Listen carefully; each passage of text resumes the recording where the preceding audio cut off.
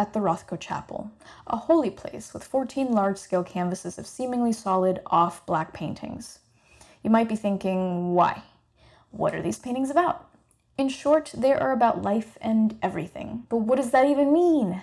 But before getting into that, the Rothko Chapel is a non-denominational chapel in Houston, Texas, founded by John and Dominique de Menil, who were longtime art collectors. Rothko provided the paintings and plenty of influence on the building's design. The octagonal-shaped building is a holy place for spiritual contemplation open to all religions, yet belonging to none. Rothko considered the chapel the right place to display his mystical, spiritual, and emotional work. It was always very important to him how his work was seen and appreciated by others. He was known to have rejected a purchase because he didn't like how the buyer reacted to his work. It was so important to him that the audience connected with his work on a deeper level and not merely see it as a modernist spectacle, or even worse, decoration. So the chapel was finally an ideal place, but at this stage in his journey, he was utterly depressed. 1971 saw the completion of the chapel project, but 1970 saw the death of Mark Rothko. He committed suicide in his New York studio on February 25, 1970. Rothko's assistant, Oliver Steindecker, went into the studio on that chilly and otherwise typical Wednesday morning and found Mark lying dead on the kitchen floor in front of the sink in a pool of blood. He had overdosed on barbiturates and cut an artery in his right arm with a razor. What a brutal thing to have unknowingly walked in on. So, how did we get here? I am tempted to quickly recap the biography of Mr. Marcus Rothkovic, but Sarah Green already does a wonderful job at that in her video, The Case for Mark Rothko, so I will link it in the description. Rothko's last few years were dark, like his art. Many believe that there was a strong correlation between the black and gray compositions of his later years and his mental state. Those works are thought to be pictorial suicide notes. There was no actual written suicide note that he left behind, so people tend to think this was his way of slowly hinting at both his depression and his intent to end his life. Others argue that the dark era of his work was just part of the bigger canon of his way of expressing emotion. And I get that too, because one can focus on color for so long and eventually run into some sort of additive color theory realization where black might begin to be interpreted as all colors all at once, and gray is the absence of. Look, I don't know. As the audience of his work, I'll let you make your own interpretations. Let me know what you think. In his later years, Mark felt deeply misunderstood.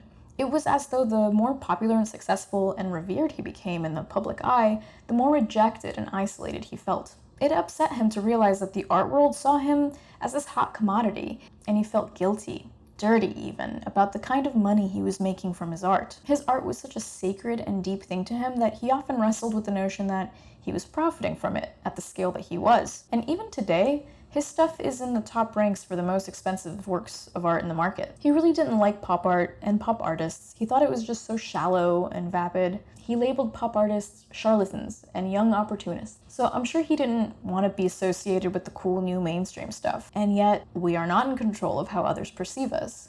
Even though he was loved by the public, maybe it didn't feel like love to him if it was for what he considered the wrong reasons. His signature color blocks were sometimes interpreted as beautiful, romantic, happy. They saw it as color-centric, and he, a sensualist, indulging in color for color's sake. Well, he wasn't having any of that, because to him, they meant so much more. He cared about conveying the complex inner world of the human psyche. I'm interested only in expressing basic human emotions, tragedy, ecstasy, doom, and so on.